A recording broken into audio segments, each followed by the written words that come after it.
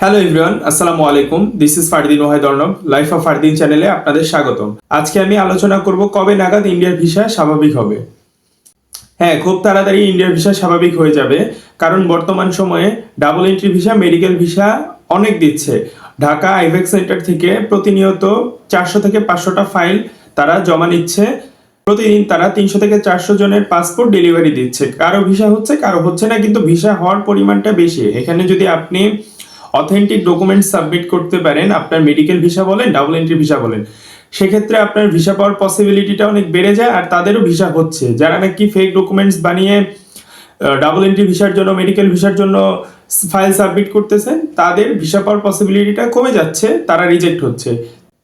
পূর্ববর্তী সময় কোনো ক্যাটাগরির ভিসার উপরে যেমন নিষেধাজ্ঞা ছিল না, ঠিক সেরকম ভাবে খুব দ্রুত সব নিষেধাজ্ঞা উঠে সমস্ত ভিসা চালু হবে। এখানে business visa, medical visa, double entry visa, tourist visa, student visa, এই যত ক্যাটাগরির ভিসা আছে, ফ্যামিলি ভিসা, যত ক্যাটাগরির ভিসা আছে, সব খুব দ্রুত চালু হতে যাচ্ছে।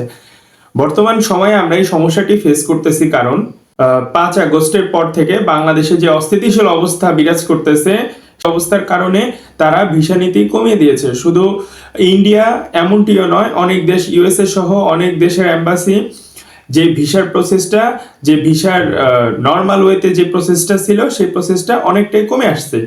কিন্তু এই প্রসেসটা খুব তাড়াতাড়ি চালু হবে। বর্তমান সময়ে আইভেক্স সেন্টারের যে পরিস্থিতি আমরা দেখতে পাই, সেই পরিস্থিতি বিবেচনা করলে বোঝা যায় 2025 নাগাদ এই ভিসা নীতিটি খুব ভালোভাবে চালু করা হবে। বর্তমান সময়ে বাংলাদেশ থেকে double entry visa, medical visa প্রচুর পরিমাণে হচ্ছে। তো সেটি বিবেচনা করলে দেখা যায় যে খুব দ্রুত তারা বাকি যে ভিসার নিষেধাজ্ঞা ছিল সেটি উঠিয়ে নিবে। বর্তমান সময়ে আরেকটি যে সমস্যা বোঝা যায়, বাংলাদেশ যে অস্থিতিশীল অবস্থায় রয়েছে, সেই অস্থিতিশীল অবস্থা কাটিয়ে ওঠার পরে ভিসা নীতি পুরোপুরি চালু করা হবে। তো সেই জন্য বোঝা যায় তাদের সাথে কথা বলে, ইন্ডিয়া আইভেক্স সেন্টারে ভিসা অফিসার, অ্যাসিস্ট্যান্ট কমিশনারের সাথে কথা বলে যেগুলো বোঝা যায় যে তারা বর্তমান বাংলাদেশ যতটা উন্নতি হবে, বর্তমান বাংলাদেশ যতটা স্থিতিশীল অবস্থায় থাকবে, ততটা ওদের ভিসা নীতি বাড়বে। ওদের কার্যক্রম এখন পুরোপুরি বন্ধ নেই, সীমিত আকারে চলছে। তো সেক্ষেত্রে এটা আশা করা যায় যে এই নভেম্বর ডিসেম্বরটা একটু কম হবে, ওরা ফাইল কম রিসিভ করবে, ভিসা কম ইস্যু করবে। কিন্তু 2025 নাগাদ ওদের কথা শুনে যেটা আশা করা যায়, সেটি হলো 25 নাগাদ খুব দ্রুত ওরা এটি ওভারকাম করবে, খুব দ্রুত ওরা ভিসা নীতি ভালোভাবে আগের মতো চালু করবে।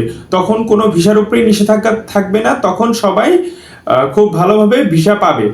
তো এক্ষেত্রে আমি সবাইকে বলতে চাই, যাদের খুব ইমার্জেন্সি প্রয়োজন, তারা মেডিকেল ভিসা, ডাবল এন্ট্রি ভিসাতে অথেন্টিক ডকুমেন্টস দিয়ে তারপর সাবমিট করবেন আইভেক্স সেন্টারে। অবশ্যই আপনারা ভিসা পেয়ে যাবেন। 5 আগস্টের পর থেকে ওরা ঘোষণা করছে যে জরুরি ভিসা ভারতে চালু আছে। জরুরি ভিসার জন্য সবাই অ্যাপ্লাই করতে পারবে। জরুরি ভিসার ক্ষেত্রে বোঝা যায় কোনটি, medical visa, double entry visa.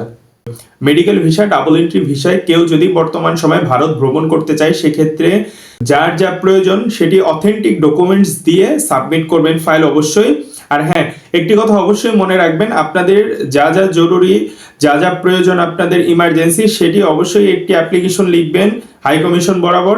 সেখানে অ্যাপ্লিকেশনের মধ্যে আপনি উল্লেখ করে দিবেন যে আপনার যাওয়াটা কি কারণে এত জরুরি, বা আপনার কি প্রবলেম, আপনি যাবেন কি, আপনার ইম্পর্টেন্সটা সেখানে অ্যাপ্লিকেশনের মধ্যে আপনি বুঝিয়ে দিবেন।